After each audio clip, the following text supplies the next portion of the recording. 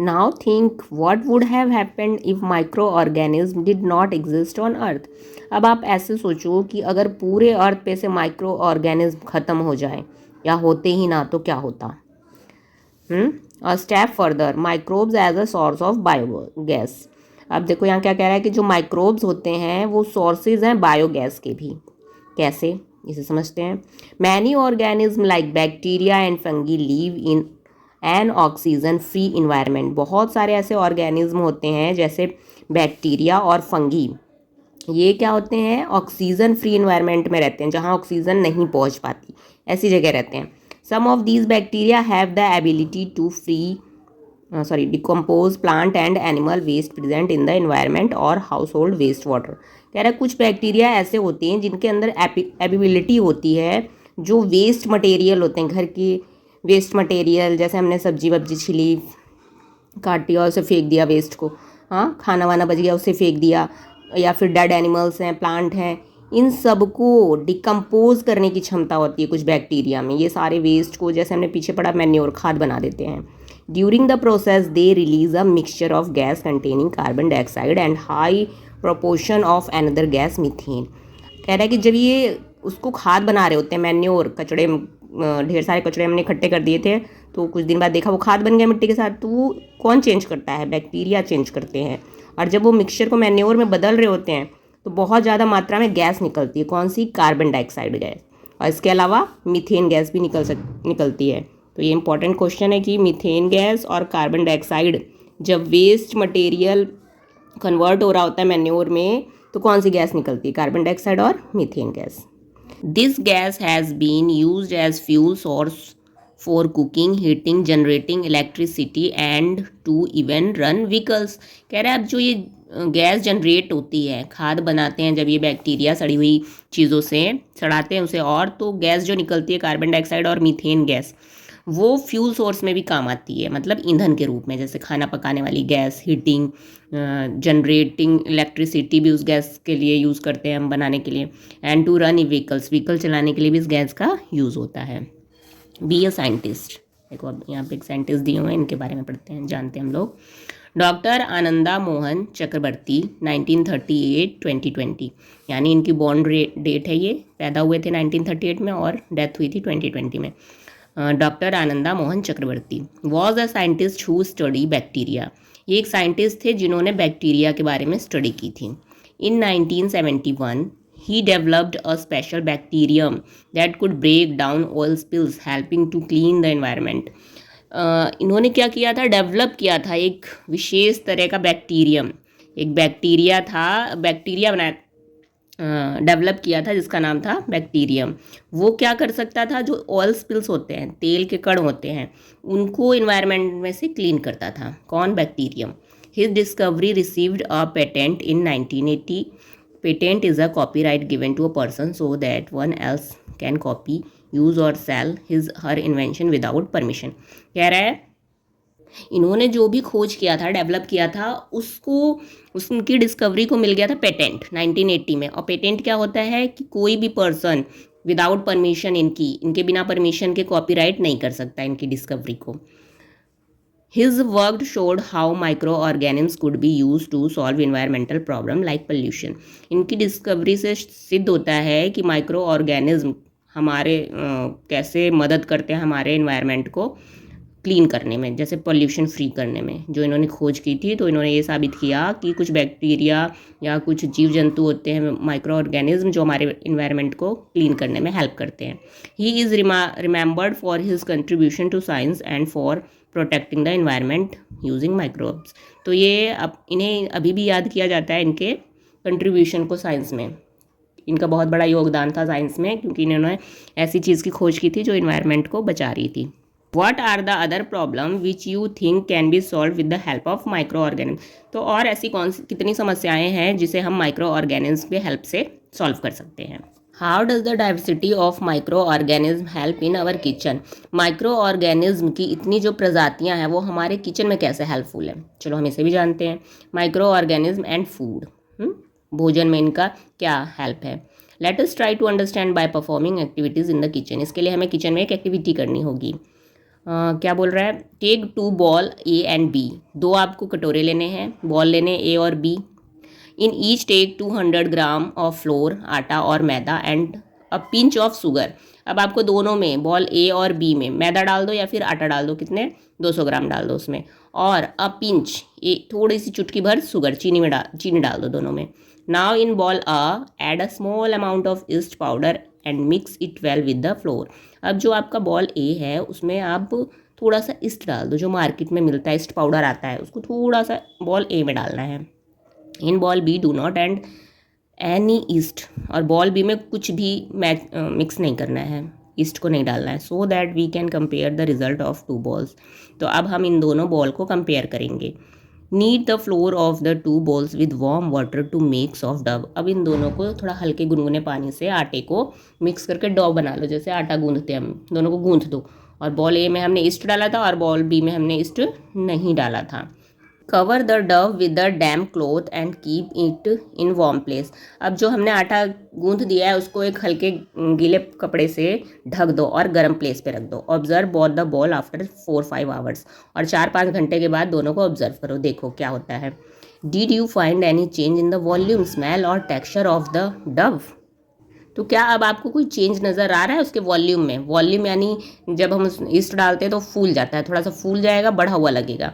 Smell, महक आ रही है, या देखने में टेक्सचर में कुछ बदलाव नज़र आ रहा है। If not, leave the dough for some more time. अगर नहीं बदलाव आ रहा है तो कुछ और घंटे के लिए उसे छोड़ दो। After some time you may notice that the dough is in bowl A where yeast was added has risen slightly, become fluffy and has a different smell compared to the dough kneaded without yeast। अब कुछ घंटे बाद फिर देखना उसे, तो ball ए में आपको थोड़ी चेंजिंग नज़र आएगी, आपको लगेगा वो फूल गया है, जैसे ब्रेड फूल जाता है ना, तो ईस्ट डालने पे वो मैदा या आटा फूल गया, फ्लफी टाइप का हो गया, और थोड़ी स्मेल भी अलग सी आ रही है। लेकिन बॉल बी में ऐसा नहीं है, क्योंकि हमने बॉल बी में ईस्ट नहीं डाला था। वाई डिड दिस हैपन, ऐसा क्यों हुआ। What is the role of yeast, तो ईस्ट वाले में ऐसा हो रहा है तो क्या रोल है ईस्ट का। Why did we add sugar and warm water to the flour, हमने आटे में गुनगुना पानी और चीनी क्यों मिक्स किया था। चलो इसे समझते हैं। East is a type of micro organism, east एक तरह का क्या है, माइक्रो ऑर्गेनिज्म है, पाउडर के रूप में मार्केट में मिलता है। It belong to a group of micro organism called fungi, और ये फंगी कैटेगरी का माइक्रो ऑर्गेनिज्म कहलाता है। कौन, ईस्ट। ईस्ट क्वेश्चन बन सकता है कि ईस्ट कौन सी कैटेगरी में आता है, बैक्टीरिया, एल्गी, फंगी, तो फंगी में आता है। East grow well in warm condition, और इसको ग्रो करने के लिए, बढ़ने के लिए थोड़ा वार्म, गर्माहट वाली कंडीशन चाहिए होती है। You may recall from chapter life process in animal in grade 7। जब 7th क्लास में थे आप लोग तो उसमें एक चैप्टर आया था लाइफ प्रोसेस इन एनिमल, वहाँ पे आपको ये पढ़ाया गया था। Like other organisms, yeast also respire and break down food to release energy for their growth and carry out life process। बाकी ऑर्गेनिज्म की तरह ईस्ट भी क्या करता है, अपने आप को बढ़ाने के लिए फूड को ब्रेक डाउन करता है, उसे तोड़ता है, और फिर ये भी ग्रो करता है। During this process carbon dioxide released, और जब ये प्रोसेस वो कर रहा होता है तो इसमें भी कार्बन डाइऑक्साइड गैस निकलती है। Which form bubbles that make the Dove soft and floppy, जो बबल्स के रूप में डव को सॉफ्ट और फ्लपी बना देती है। East also produce a small amount of alcohol during this process, जब ये प्रोसेस चल रहा होता है तो ईस्ट स्मॉल, थोड़े से अमाउंट में अल्कोहल भी क्या करता है, प्रोड्यूस करता है। Which gives the Dove slightly different smell, जिसकी वजह से थोड़ा सा वो जो आटा गूंदा हुआ था उसमें स्मेल अलग सी आती है। This specially property of yeast is used in the process of making bread, cake and more। और ये वाली प्रॉपर्टी ज़्यादातर देखने में किसको में मिलती है, जब हम ब्रेड, केक बना रहे होते हैं, ये सारी चीज़ें, बिस्किट्स वगैरह, उसमें भी ईस्ट डालते हैं। In addition to yeast some bacteria such as lactobacillus, कह रहा है जब हम ईस्ट मिलाते हैं तो कुछ बैक्टीरिया होते हैं, लैक्टोबैसिलस, ये एक टाइप है बैक्टीरिया का। Help in fermentation of batter for making idli and dosa and dough for making bhatura. तो ये मदद करता है किसमें, फर्मेंटेशन, यानी उसे बढ़ने में मदद करता है। इडली डोसा का मिक्सचर जब हम रखते हैं बनाने के लिए, या फिर भटूरा का मिक्सचर जब हम रख देते हैं आटा गूंद के, तो उसमें ईस्ट मिलाते हैं, और उसमें क्या होता है कि फर्मेंटेशन जब हो रहा होता है, बना के रख दो तो ये अपने आप को बढ़ाते चले जाते हैं, जिससे वो सॉफ्ट और फ्लफी हो जाती है ये चीज़ें। Activity 2.9 let us prepare. Take 2 small glass bowl, label them A and B. अब हमें फिर एक एक्टिविटी करनी है जिसमें छोटे कांच के बॉल ले लो, कटोरे ले लो, उसमें भी लेबलिंग कर दो ए और B. Pour lukewarm milk in bowl A and cold milk in bowl B. अब जो बॉल ए है, कटोरा ए है, उसमें हल्का गुनगुना दूध डालना है और बी वाले में ठंडा दूध डाल दो। Now add a small spoon full of curd to each bowl and mix well using a spoon. अब आपको 1 चम्मच दही डालनी है दोनों कटोरे में और मिक्स करना है उसको, जैसे हम दही जमाते हैं घर पे हम लोग। कवर बोथ बॉल्स, दोनों को ढक दो। की ball A in warm place, और जो कटोरा ए है उसको रख दो आप गर्म जगह पे, एंड बॉल बी को कूल प्लेस पे रेफ्रिजरेटर में डाल दो for few hours of overnight, पूरी रात के लिए। Observe the change in the glass ball, right your prediction and observation in table 2.4। अब जब आप अगले सुबह उसे निकालोगे, दोनों कटोरों को देखोगे, एक फ्रिज वाले को एक बाहर वाले को, तो आपको उसमें क्या नज़र आ रहा है? दोनों कटोरे में कुछ डिफरेंसेस नज़र आ रहे हैं। तो क्या देखें ज़रा, change in the appearance of milk, milk में कोई बदलाव हुआ है बॉल ए और बॉल बी में? हाँ, तो पहले वाले में क्या हो जाएगा, वो हमें थक्का हुआ जमा जमा सा नज़र आएगा, लेकिन बी वाले में, जो रेफ्रिजरेटर वाले में है, वो ठंडे की वजह से उसमें कुछ भी नहीं जमेगा। ए वाला दही जम जाएगा और इसमें नहीं जमेगा। ठीक। Change in the colour of milk, क्या मिल्क का कलर चेंज हो गया है? नहीं, तो कलर तो वही रहेगा, सफ़ेद ही रहेगा दोनों। You will observe that in ball A, the milk has turned into curd after a few hours and has become little sour। अब आप देखोगे जो बॉल ए था वो पूरा दही जम चुका है, और थोड़ा खट्टा भी हो गया है। दही खट्टी होती है तो खट्टापन क्यों होता है?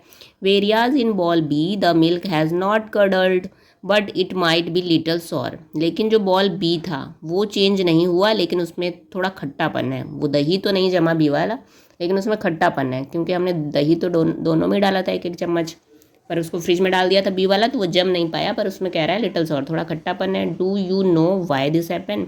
क्यों आपको ऐसा लगता है कि दोनों ऐसा हुआ, पहला जम गया दूसरा नहीं जमा, और फिर खट्टापन है दोनों में। The curd contain several type of bacteria, दही में बहुत तरह की बैक्टीरिया पाई जाती है। One of them is lactobacillus. यहाँ क्वेश्चन बनेगा कि कर्ड जो बनाया जाता है, दही जमाई जाती है, उसमें किस टाइप का बैक्टीरिया होता है? तो कौन सा होता है? Lactobacillus. This bacterium feed on the sugar in the milk. अब ये बैक्टीरिया क्या करता है, जो मिल्क में शुगर पाया जाता है, मिल्क में जो शुगर होता है उसको हम लैक्टोज कहते हैं, ग्लूकोज नहीं, लैक्टोज। यहाँ भी क्वेश्चन बन सकता है। अब वो जो हमने 1 चम्मच डाला था दही, उसमें बैक्टीरिया रहते हैं, अब वो मिल्क में डालते ही मिल्क के अंदर के लैक्टोज को खाने लगता है और मल्टीप्लाइज और ख़ुद को बढ़ाने लगता है। And ferment the milk in form curd, और ऐसे पूरी दही क्या होती है, फर्मेंटेशन हो जाता है, जम जाता है, दूध जम जाता है। Instead of producing alcohol like east, this bacteria produce lactic acid. जैसे जब वहाँ पे ईस्ट हमने डाला था तो ईस्ट क्या प्रोड्यूस करता है? अल्कोहल। यहाँ भी क्वेश्चन बनेगा ईस्ट क्या प्रोड्यूस करता है जब हम उसमें उसे किसी चीज़ में मिलाते हैं तो ईस्ट तो अल्कोहल प्रोड्यूस करता है, लेकिन बैक्टीरिया क्या प्रोड्यूस करता है? Lactic acid which make curd sour, जिसके कारण कर्ड का टेस्ट खट्टा खट्टा आता है। This bacteria grow well in warm condition, और ये जो बैक्टीरिया होते हैं इन्हें भी ग्रो होने के लिए हल्के गर्म कंडीशन की ज़रूरत होती है। That's why curd is formed in bowl A but not in bowl B. इसीलिए हमने जो पहला वाला दही का कटोरा था वो गर्म था थोड़ा सा, इसलिए उसमें दही जम गई क्योंकि वार्म प्लेस मिल गया बैक्टीरिया को। लेकिन बी वाला हमने फ्रिज में रख दिया, वहाँ ठंडा नहीं, उसको ठंडी जगह मिली तो वहाँ नहीं जम पाया वो। इसीलिए जो भी खाना हम बनाते हैं फ्रिज में रखते हैं, क्योंकि ठंडेपन की वजह से बैक्टीरिया ग्रो नहीं करते और फ्रिज में रखा हुआ खाना ख़राब नहीं होता जल्दी।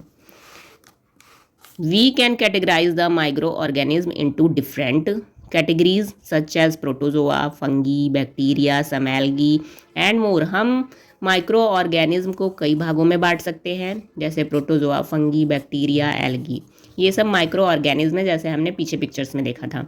सम बैक्टीरिया सच एज राइजोबियम, एक और बैक्टीरिया है राइजोबियम, ये भी एक बैक्टीरिया का नाम है।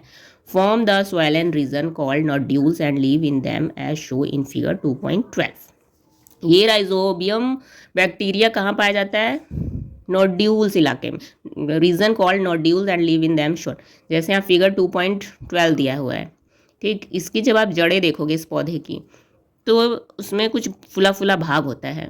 ठीक, इस जड़ों में फूला फूला भाग होता है, जैसे आप इधर साइड में पिक्चर दिखा रहे हैं ना, ये देखो इसमें फूला फूला भाग है जड़ के अंदर, वही नोड्यूल्स है, उसमें ये बैक्टीरिया पाया जाता है।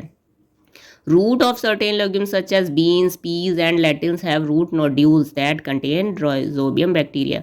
तो जो भी इस टाइप के प्लांट होते हैं जैसे बीन्स, पीज या दाल, है ना, इनके रूट्स होते हैं नोड्यूल्स। नोड्यूल्स आप लोग समझे क्या है? जो जड़ें ऐसे फूले फूले उभरी हुई, जगह जगह देखो कैसे डॉट डॉट डॉट की तरह उभरे हुए हैं ना पूरा, इसको नोड्यूल्स बोलते हैं। इसमें ये बैक्टीरिया पाया जाता है। कौन सा? राइजोबियम बैक्टीरिया पाया जाता है। और ये रूट्स किसकी होती हैं? ज़्यादातर दाल वाले पौधों की, और या बीन्स, मटर, इन सब के पौधों की जड़ें ऐसी होती हैं नोड्यूल्स टाइप की, और इसमें ये राइजोबियम बैक्टीरिया पाया जाता है। This bacteria trap nitrogen from the air and make it useful for the plants. ये बैक्टीरिया क्या करता है? राइजोबियम नाइट्रोजन को, हवा में नाइट्रोजन आप लोग जानते हो 78% होता है, पर प्लांट डायरेक्ट नहीं ले पाता। तो जो जड़ों में बैक्टीरिया बैठा हुआ है इनकी जड़ों में, वो लेकिन डायरेक्ट ले सकता है, तो वो ले लेता है एयर से नाइट्रोजन को, और ये नाइट्रोजन प्लांट के लिए बहुत उपयोगी होते हैं। This help plant grow better without chemical fertiliser. अब इस टाइप के अगर प्लांट को नहीं मिलेगा फर्टिलाइजर, तब भी वो ग्रो करेगा, क्योंकि इनकी जड़ों में जो बैक्टीरिया है राइजोबियम, वो हवा से नाइट्रोजन ले रहा है और उस प्लांट की अच्छे से ग्रोथ कर रहा है। ठीक है, फिर देखो, that's why farmer grow legumes in rotation with other crops. इसीलिए जो फार्मर होते हैं कोई भी क्रॉप्स बोने के बाद फिर लेग्यूम्स वाले प्लांट्स लगाते हैं। लेग्यूम्स यानी दाल वाले प्लांट्स लगाएंगे अपने। जैसे मान लो गेहूँ खत्म हो गया, गेहूँ के बाद अब वो लोग बीन्स या फिर आपके जो दाल वाले पौधे हैं सारे, चना, अरहर की दाल, ये सारे बोना शुरू कर देते हैं। क्यों? क्योंकि उनकी जड़ों में राइजोबियम बैक्टीरिया है, वो लेगा हवा से नाइट्रोजन को और मिट्टी में अच्छा से फर्टाइल कर देगा। This naturally increase the nitrogen in the soil and keep it healthy for the next crop.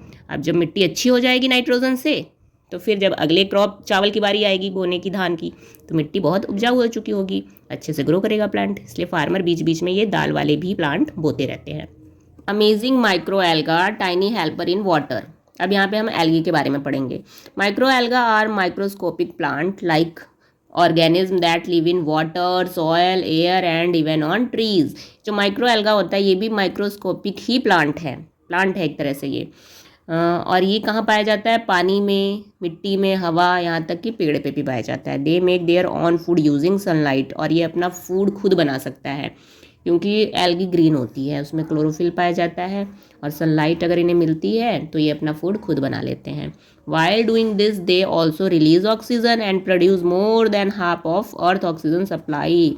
और जब ये आप लोग तो जानते ही हो कि जब फोटोसिंथेसिस करते हैं प्लांट, तो उसमें कौन सी ऑक्सीजन निकलती है? ऑक्सीजन। और ये अर्थ का आधे से ज़्यादा ऑक्सीजन सप्लाई करते हैं अर्थ को। कौन? Algae. They are rich in nutrients and serve as food source of for many aquatic animals। और ये जो एल्गी होते हैं न्यूट्रिएंट से भरपूर होते हैं। कुछ कुछ एक्वेटिक एनिमल, पानी में रहने वाले जानवर, इनको खाते भी हैं फूड सोर्स के रूप में। Some like spirulina, chlorella and diatoms are also used by human as healthy supplement and medicine. लेकिन कुछ एल्गी ऐसी होती है जिसे मनुष्य भी खाने के रूप में यूज़ करते हैं। कौन कौन से होते हैं? Spirulina, chlorella and डायटोम्स। इसे हम हेल्थ सप्लीमेंट एंड मेडिसिन के रूप में यूज़ करते हैं। इनकी टैबलेट्स भी बनती हैं, जैसे यहाँ ऊपर पिक्चर दिखा रहे हैं, ये तीनों हैं, spirulina, chlorella and diatoms. Are also used by human health supplement and medicine. Micro alga also help in cleaning water and are use to make biofuel. ये इसके अलावा क्या मदद करता है? पानी को साफ रखने में, और बायोफ्यूल के लिए भी इसका यूज़ होता है, बायो ईंधन के रूप में भी इसका यूज़ होता है एल्गी का। However pollution, climate change and habitat destruction are threatening micro alga diversity and abundance. लेकिन जैसे जैसे पोल्यूशन बढ़ता जा रहा है और क्लाइमेट चेंज हो रहा है, ग्लोबल वार्मिंग बढ़ती जा रही है, तो जो इनका प्लेस है वो ख़त्म होता जा रहा है धीरे धीरे। इनकी डाइवर्सिटी धीरे धीरे ख़त्म हो रही है, क्योंकि पोल्यूशन बढ़ता है तो एल्गी अपने आप ख़त्म होने लगती है। It is important to conserve these tiny organisms to protect the environment and maintain oxygen balance on earth. और ये बहुत ज़रूरी है इनका बचाव करना, क्योंकि आप लोगों ने अभी पढ़ा कि अर्थ पे आधा से ज़्यादा सप्लाई ऑक्सीजन कौन करता है? एल्गी। ये बहुत हेल्पफुल है, तो हमें इन्हें नष्ट होने से बचाना होगा। आप लोगों ने एल्गी देखा होगा जहाँ पे जैसे कोई नल है, वहाँ पानी अगर जमा है, फिसलन टाइप का हो जाता है पत्थर पे, ग्रीन ग्रीन, या दीवारों पे देखो ग्रीन ग्रीन पूरा परत बन जाती है, घास की तरह पतला पतला उगा रहता है, उसी को हम एल्गी बोलते हैं। Spirulina a micro alga is called a super food because of its health benefit. कह रहा है कि ये जो स्पिरुलिना माइक्रो ऑर्गेनिज्म है, एक टाइप का एल्गी है जो अभी हमने पीछे पिक्चर में देखा, ये सुपर फूड है। इसे एज अ फूड यूज़ करते हैं, भोजन में शामिल करते हैं। क्यों? क्योंकि इसके हेल्थ बेनिफिट्स बहुत हैं, ये फ़ायदेमंद है हमारे हेल्थ के लिए। Spirulina is also a good source of vitamin B12। इसमें बहुत अधिक मात्रा में विटामिन B12 पाया जाता है, which is essential for our body, जो कि हमारे शरीर के लिए बहुत ज़रूरी है। It has a lot of protein, more than 60% of its body weight. जितना इसका बॉडी वेट होता है स्पिरुलिना का, उससे 60% ज़्यादा प्रोटीन मिल जाता है इसे खाने से।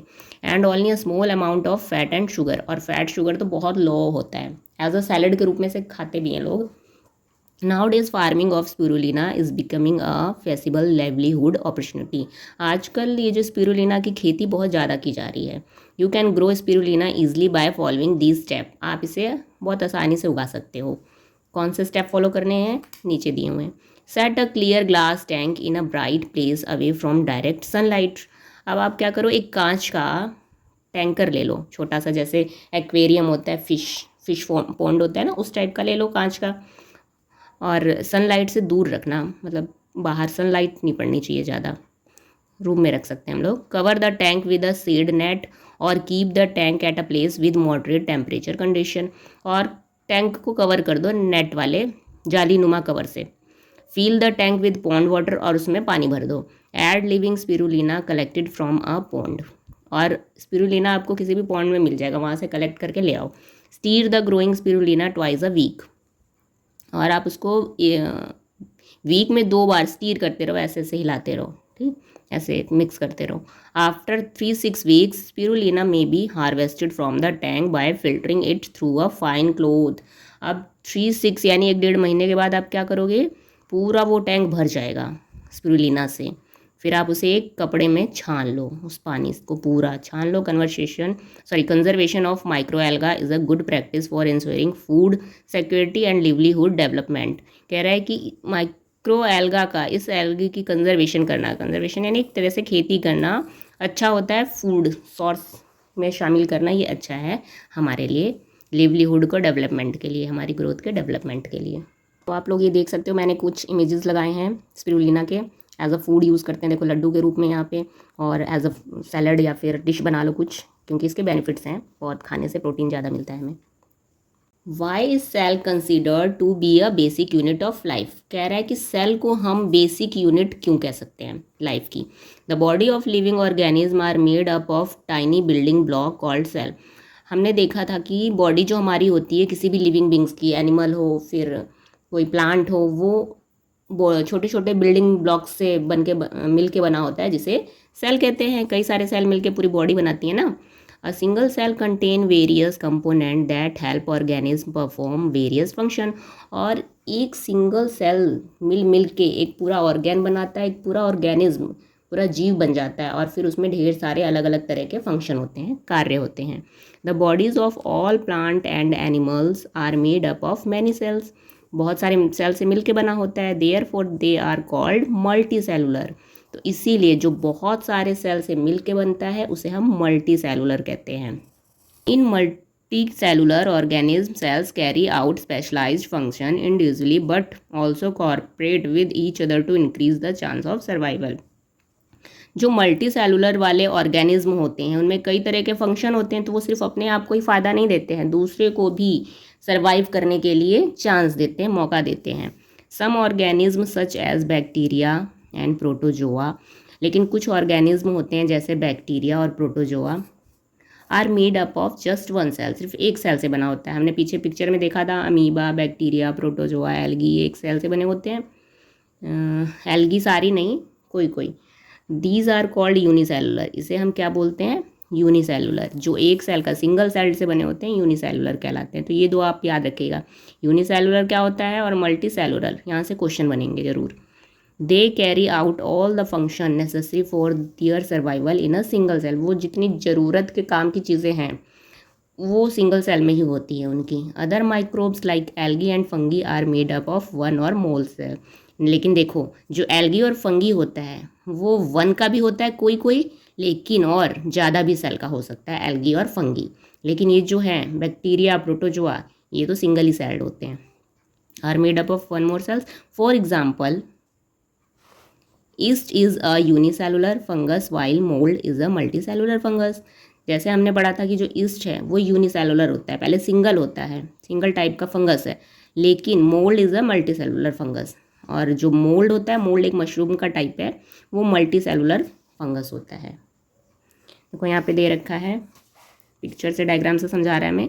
अ bacterial cell showing the nucleoid region. इसके अंदर ये जो बैक्टीरियल सेल है, ये पूरा ये बैक्टीरिया का सेल है वन, उसके अंदर का न्यूक्लियोइड दिखाया है कि इसमें ऐसा न्यूक्लियोइड होता है। Like animal and plant cells, the cells of micro organism are also surrounded by a cell membrane. कह रहा है कि जैसे एनिमल और प्लांट के सेल में सेल मेम्ब्रेन होता है, वैसे ही जो माइक्रो ऑर्गेनिज्म हैं, छोटे छोटे जीव, उनमें भी सेल मेम्ब्रेन पाया जाता है। हमने पीछे देखा था ना स्ट्रक्चर सेल का, प्लांट का भी और एनिमल का भी, तो उसके जो बाहर की बाउंड्री थी उसे सेल मेम्ब्रेन कहते हैं। तो वैसा ही माइक्रो ऑर्गेनिज्म में पाया जाता है। Cell of fungi additionally have a cell wall but they do not have chloroplast. कह रहा है जो फंगी होता है, फंगस, उसके सेल में सेल वॉल तो पाया जाता है लेकिन उसमें क्लोरोप्लास्ट नहीं होता। So they cannot make their own food through photosynthesis. जब क्लोरोप्लास्ट नहीं होगा, क्योंकि आप जानते हो क्लोरोप्लास्ट में क्लोरोफिल होता है, और जिस प्लांट में क्लोरोफिल होता है वही फोटोसिंथेसिस कर सकता है, और फोटोसिंथेसिस होगा तभी तो प्लांट अपना फूड बनाएगा। लेकिन इस फंगी में क्लोरोप्लास्ट नहीं होता तो इसका फोटोसिंथेसिस भी नहीं हो पाता। Bacteria do not have a wall defined nucleus and a nuclear membrane. जो बैक्टीरिया होता है उसमें न्यूक्लियस अच्छे से नहीं होता और न्यूक्लियर मेम्ब्रेन भी नहीं होता। Instead they have a nuclide. लेकिन उसमें क्या होता है, न्यूक्लियाइड होता है, जो हमने यहाँ पिक्चर में देखा। देखो ये पूरा ये बैक्टीरिया है, इसको बड़ा करके दिखाया है माइक्रोस्कोप से, और ये बीच में जो पाया जा रहा है वो न्यूक्लियाइड है। These feature distinguish them from cell of yeast, protozoa, algae, fungi, plant and animals। तो इसके अंदर न्यूक्लियाइड होता है, इसीलिए इस कारण बैक्टीरिया ईस्ट से, प्रोटोजोआ से, एल्गी, फंगी, इन सब से अलग है। क्यों? क्योंकि इन सब में न्यूक्लियाइड नहीं है, सिर्फ बैक्टीरिया में nucleoid. We have only looked at a few basic cell structure here. हमने यहाँ बस कुछ बेसिक सेल ही देखे हैं, उनके structure. The cell has other component about which you will learn in higher class. इससे और भी जो डीपली सेल के बारे में आप लोग पढ़ोगे वो बड़ी क्लासों में पढ़ोगे आगे। फॉर ऑब्जर्विंग सब cellular component we need microscopes with high magnification. और भी सेल का भी छोटा छोटा हिस्सा, सब सेलुलर भाग को देखने के लिए हमें हाई लेवल का माइक्रोस्कोप चाहिए। An electron microscope magnifies the cell about 10 lakh times. जो इलेक्ट्रॉन वाला माइक्रोस्कोप होता है वो हमें 10 लाख टाइम्स यानी 10 लाख गुना दिखा सकता है माइक्रो ऑर्गेनिज्म को। छोटा सा माइक्रो ऑर्गेनिज्म है तो उसको कितना बड़ा करके दिखाएगा, 10 लाख गुना। Where we can see more structure present in cell. तो जब इतना बड़ा दिखाएगा तो हम सेल के अंदर की सारी चीज़ें जो भी है वो अच्छे से देख सकते हैं। By now you must have understood that all living beings, including microorganisms, are made up of one or more cells। तो अब हम समझ चुके हैं कि जितने भी लिविंग ऑर्गेनिज्म हैं, चाहे छोटे हो चाहे बड़े, वो सारे सेल से ही मिलके बनते हैं। Their cell differ in size, shape and structure. उनका सेल साइज, शेप और स्ट्रक्चर में चेंज हो सकता है। जैसे हमने पीछे देखा था, प्लांट का तो रेक्टेंगुलर शेप में सेल था और एनिमल्स के सर्कल शेप में, तो शेप साइज में चेंज हो सकता है। Plant and animal cell also have some differences. Plant और सेल, एनिमल के सेल को हमने पीछे देखा था difference. Understanding these difference help us learn how these organism function differently. जब स्ट्रक्चर अलग है तो कार्य करने का तरीका भी क्या होगा, अलग अलग होगा इनका। In this chapter we have learned about the beneficial micro organism. इस चैप्टर में हमने कुछ जरूरी माइक्रो ऑर्गेनिज्म के बारे में जाना। However there are some microbes that cause disease in plant and animal include humans. कह रहा है लेकिन कुछ ऐसे माइक्रोब्स होते हैं जिनसे प्लांट, एनिमल और ह्यूमन, इंसानों को बीमारियां भी फैलती है। कुछ माइक्रो ऑर्गेनिज्म, कुछ क्या बहुत सारे माइक्रो ऑर्गेनिज्म की वजह से बीमारियां फैलती है। और लेकिन इस चैप्टर में तो हमने देखा कि दही बनाने में बैक्टीरिया यूज़ हुआ, लेग्यूमिनस दाल वाले जड़ों में उसका ज़रूरत है तो फ़ायदे वाला है वो, ईस्ट ब्रेड केक बनाने के लिए, तो इसमें हमने बेनिफिट्स देखे, फ़ायदे देखे, लेकिन नुकसान भी करते हैं कुछ। तो we learn about some of these disease caused by microbes in the next chapter. तो उनसे हमें क्या बीमारियां हो सकती हैं वो हम नेक्स्ट चैप्टर में पढ़ेंगे अच्छे से। तो यहाँ देखो स्नैपशॉट दिया हुआ है। स्नैपशॉट्स क्या होता है, ओवरऑल जो आपने इस चैप्टर में पढ़ा है उसके बारे में वन लाइनर दिया हुआ है। तो यहाँ से कुछ इंपॉर्टेंट क्वेश्चंस भी मैम लोग बनाती हैं, तो आइए इसे समझ लेते हैं। Micro organism are small sized organism are not visible to unaided. Eye रहा है जो ये छोटे छोटे ऑर्गेनिज्म होते हैं, बहुत छोटे साइज़ के होते हैं, माइक्रो ऑर्गेनिज्म कहते हैं, ये हम आँखों से नहीं देख सकते। ठीक, they can live in all kind of environment, ये हर तरह के इन्वायरमेंट में रहते हैं, and even in the body of the plant and animals, यहाँ तक कि प्लांट और एनिमल्स की बॉडी के अंदर, जैसे हमने पढ़ा कि हमारे इंटेस्टाइन में भी होते हैं कुछ अच्छे बैक्टीरिया जो डाइजेशन का काम करते हैं, तो बॉडी के अंदर हैं। Next, they are either unicellular भी होते हैं और मल्टी सेलुलर भी होते हैं। Bacteria and protozoa are unicellular, fungi can be unicellular और multicellular, while plant and animal are multicellular. यहाँ से क्वेश्चन बनेंगे कि दो माइक्रो ऑर्गेनिज्म के नाम बताओ जो यूनिसेलुलर है, तो हो गया हमारा बैक्टीरिया और प्रोटोजोआ। और कोई ऐसा माइक्रो ऑर्गेनिज्म बताओ जो दोनों है, यूनिसेलुलर भी और मल्टी सेलुलर, तो वो हो गया फंगी।